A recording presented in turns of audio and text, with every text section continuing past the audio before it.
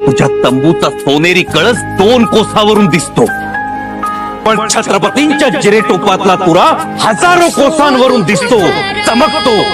सर्वसामान्यांच्या मनात दहशत नाही, विश्वास जागवतो.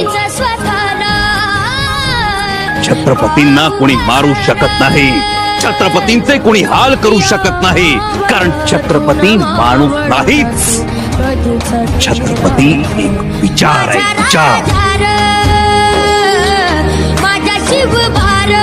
तो विचार या स्वराज्याच्या मातीच्या कणाकणात भरून उरलाय आणि तो चिरंजीव आहे.